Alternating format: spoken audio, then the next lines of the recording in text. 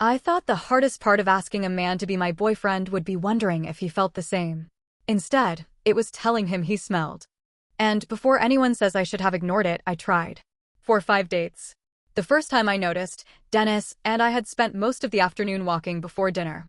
It was warmer than expected, so I dismissed it. People sweat. The second time was different. He came to my apartment. We ordered food, watched a movie, and barely moved from the couch. I noticed the smell again. Not overwhelming, but strong enough that I caught myself leaning away from him. I told myself he had probably forgotten deodorant that morning. Maybe it was his shirt. Maybe I was being overly sensitive. I am sensitive to certain smells, and I didn't want to turn something small into a reason to reject someone I genuinely liked. Because Dennis was easy to like. He was funny without demanding attention. He remembered things I mentioned in passing. He listened when I spoke instead of waiting for his turn. He texted when he said he would. He showed up when he said he would. There was no guessing game. By our 5th date, I was starting to think this might actually become something. Then we spent a holiday weekend together. That was when I realized the smell wasn't occasional. It was part of his routine. We rented a small place for 2 nights so we could spend uninterrupted time together. Nothing elaborate. We cooked, watched movies, went for walks, and stayed up too late talking. It was the first time I saw the ordinary version of him. He cleaned while cooking, even though his cooking somehow still left the kitchen looking like a disaster. He folded his clothes instead of dropping them on the floor. He was useless before his first cup of coffee. I liked being around him. That made what happened the next morning even more awkward. I was getting ready in the bathroom when Dennis walked in behind me. I had just put on deodorant. He looked at the stick in my hand. "You use that every day?" I glanced at him in the mirror. "Yes." He picked up a bottle of baby powder from his bag. "This is better." I thought he was joking. For what? Instead of deodorant. I turned around. "Wait. You don't use deodorant." He lifted the powder. "You don't need it if you use this." Several things clicked into place at once. I looked at the powder. Then at Dennis. "Oh." He smiled like he had just explained something obvious. "People use too many products. Half of it isn't necessary." Then he applied powder under his arms. I stood there trying to decide whether I should say something. I wanted to tell him that, based on the evidence available to my nose, the powder was not doing what he thought it was doing. But I couldn't find a way to say that without humiliating him. So I said nothing. The problem was, the night before, Dennis and I had finally talked about where this was going. We were sitting together after dinner when he asked, "Can I ask you something serious?" "Depends how serious." He smiled. "Where do you think this is going?" I tried to act casual. It didn't last. "I like you." "I know." I stared at him. That sounded arrogant. It was supposed to. I nudged him with my foot. Then his expression changed. "I like you too. I'm not dating you because I'm bored. I actually want to see where this goes." I felt myself relax. Long term. Possibly. Very romantic. "I'm trying not to scare you." "You aren't." He looked at me for a moment. "Good. Because I can see this becoming something." So could I. And that was why I couldn't simply ignore the problem. If Dennis had been someone I was casually seeing, I might have decided we weren't compatible and moved on.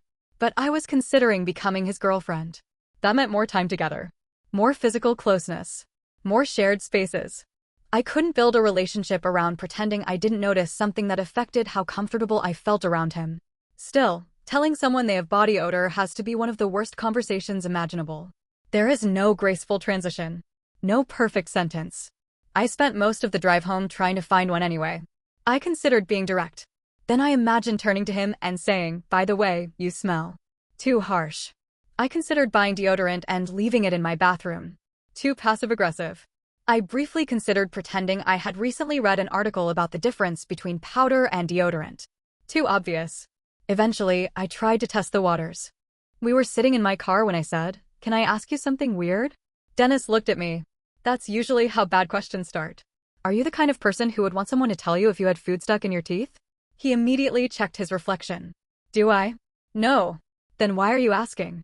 "I'm just curious." He narrowed his eyes. "Depends who tells me." "What if it's someone you're dating?" "How long have we been dating in this imaginary situation?" I laughed nervously. "A few weeks." He shook his head. "Then probably not." "Seriously?" I'd get embarrassed. Even if they were trying to help? I'd still probably get offended. And there went my opening. Dennis smiled. "Why? Are you planning to criticize me?" "No." That was a lie. He kissed me goodnight and went inside. I drove home feeling worse. I didn't want to embarrass him, but avoiding the conversation wasn't going to make the problem disappear. The next day, I met my friend Cynthia for coffee. I tried to make the situation sound hypothetical. If you really liked someone, I said, and they had body odor because they didn't use deodorant, what would you do? Cynthia stared at me. That is the least hypothetical question you've ever asked me. I didn't say it was about me. You didn't have to. I leaned closer. How do you tell someone something like that? You tell them. Helpful. I'm serious. What exact words? She thought for a second. I like you, but whatever you're using isn't working. That's horrible. It's honest. I can't just say that. Then what are you going to do?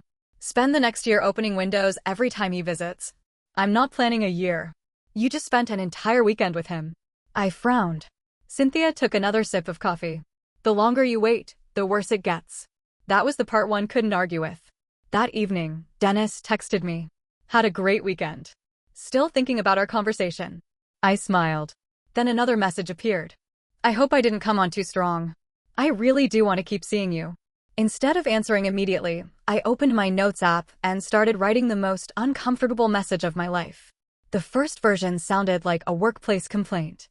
The second sounded like I was ending things. The third somehow sounded like I was selling deodorant. Eventually, I wrote something simple. I told him I had loved spending the weekend with him. I admitted I was nervous to bring something up because I didn't want to embarrass him. Then I told him the truth.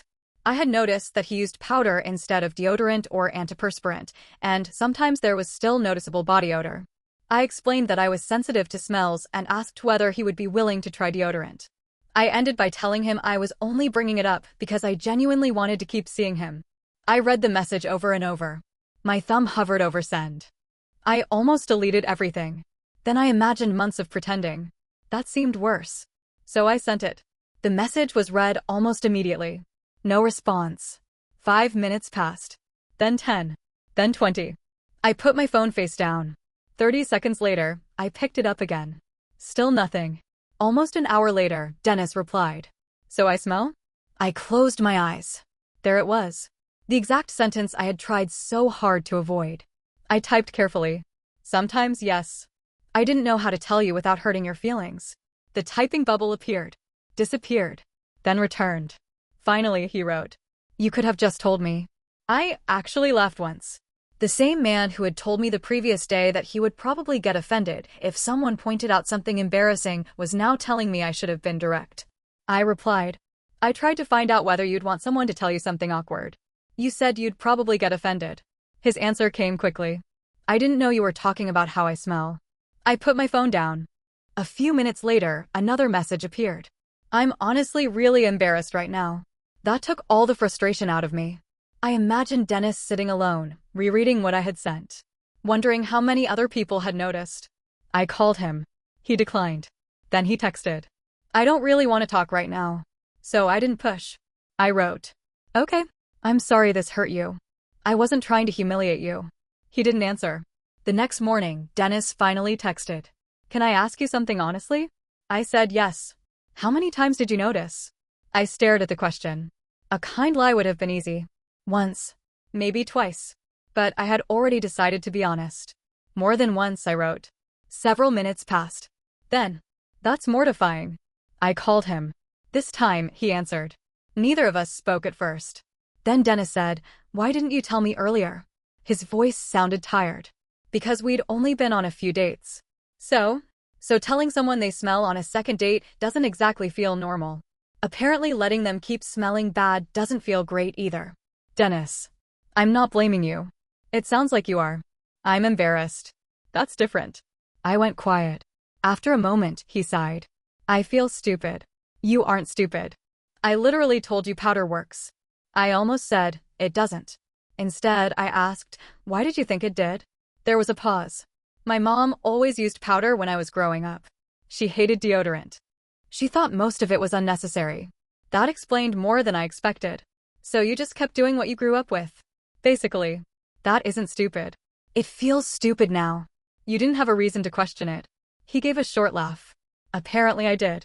Then he asked the question that finally stripped away all the careful wording. Would you still want to date me if I said I wasn't going to use deodorant? I could have softened my answer. I didn't. I don't think I could be in a serious relationship with someone if I was regularly uncomfortable being physically close to them. He was silent. So that's a no. Yes. The word landed heavily between us. You'd stop seeing me over deodorant. Not just deodorant. I'd stop seeing you because something affecting our physical compatibility wasn't going to change. That somehow sounds more serious. Maybe because it is. He exhaled. You don't have to change anything you don't want to change, I said. But if I don't, you'd leave. Probably. Another silence. Then Dennis said, wow. What was I supposed to say? I don't know. I care about you. But I can't pretend something doesn't bother me just because telling you is uncomfortable. It feels strange hearing deodorant discussed like it's a relationship boundary. Despite everything, I laughed. After a second, Dennis did too. The tension loosened. Then he said, fine. I'll try it. I didn't know whether sounding relieved would make things worse. So I just said, okay. But I need you to understand something. What? I'm probably going to think about this every time I'm around you now. My stomach sank. Dennis. I'm not saying you did something wrong. I'm saying I'm embarrassed. I understand. I don't want to feel like you're checking me every time I walk into a room. I'm not going to. I know. But that doesn't mean I won't wonder. That was the part one hadn't considered. I had treated the situation like a practical problem. Tell him. He changes what he uses. Problem solved. But embarrassment doesn't disappear just because the practical issue does. A few days later, Dennis came over. The first thing I noticed was that he smelled different. Clean. Neutral. The second thing I noticed was how awkwardly he stood in my doorway. Hi, I said. Hi. I stepped aside. He came in. For the first hour, everything felt almost normal. We ordered dinner. We argued about what to watch. Then, while we were sitting on the couch, he asked, do I smell okay? I looked at him. You smell fine. You're sure? Yes. He nodded. A few minutes later, I shifted to reach for the remote. Dennis tensed. What? I asked. Nothing. Dennis. He looked embarrassed. I thought you moved away because of the smell. The remote was under me. Oh.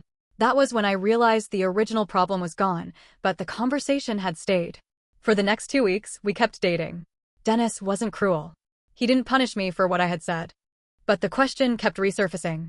Do I smell? Is this shirt okay? Was that why you didn't want to stay over? At first, I answered patiently.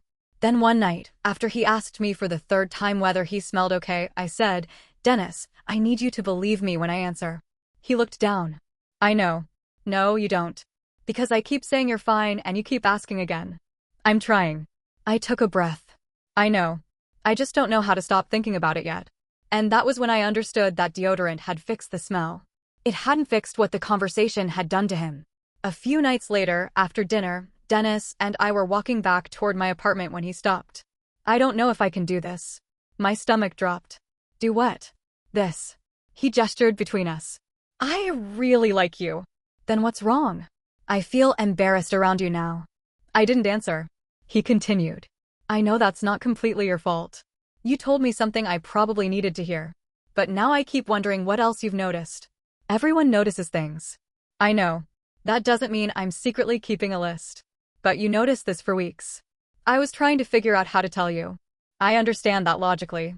The way he said logically told me the rest. His mind understood. His pride didn't. So what are you saying? I asked. I'm saying I don't know. That's not an answer. It's the only one I have. I felt my frustration rising. So I should have said nothing? I didn't say that. Then what was the alternative? I don't know. Exactly. He looked away. I lowered my voice. I didn't mock you. I didn't tell people who know you. I told you privately because I cared enough not to keep pretending. I know. Then what was I supposed to do? Dennis looked back at me. Maybe there wasn't a right way. That stopped me. I had spent so much time searching for the perfect wording, as if enough kindness could make an embarrassing truth painless. Maybe it couldn't. Dennis shoved his hands into his pockets. I wish I could just laugh about it. I wish you could too. I can't yet. I nodded. Okay. He looked at me for a long moment. Do you still want this? The question had been there from the beginning. Before the message. Before the powder. Before all of this. I do, I said. But I don't want a relationship where I have to hide uncomfortable things because telling the truth might upset you. His expression tightened. And I don't want one where I feel like I'm being inspected. I'm not inspecting you. I know. Then why keep saying that? Because I said I feel like it. I didn't say you're doing it. I had no answer to that. We stood there, both upset for reasons that made sense. That was the hardest part. There was no villain. No betrayal. No cruel secret. Just two people who liked each other and one conversation neither of us knew how to recover from. Dennis didn't come upstairs that night. He hugged me before he left. At first, it was stiff. Then it wasn't. I held on longer than I expected. So did he. When we finally pulled apart, he said, "I need a few days." I nodded. Okay. 3 days passed. Then 4. I didn't text him. On the 5th night, my phone lit up. It was Dennis. I bought 3 different deodorants, just so you know. I laughed to spite myself. Then another message came through. I still really like you. A third followed. I just don't know if I can forget how small I felt reading what you sent. I sat on my couch with the phone in my hand. I understood why he was hurt. But I also knew I wasn't sorry for telling him. I was sorry the truth had hurt him. Those weren't the same thing. Eventually, I sent one sentence. I still really like you too. Dennis reacted with a heart. Nothing else. That was 2 nights ago. We haven't officially ended things. We also haven't become a couple. The problem I was so afraid to mention is gone now. But in solving it, I may have exposed something harder to fix. Maybe I waited too long. Maybe Dennis is letting embarrassment ruin something that could still work. Or maybe this was never really about deodorant. Maybe it was about whether 2 people can hear an uncomfortable truth from each other and still feel safe afterward. And right now, neither of us seems to know the answer.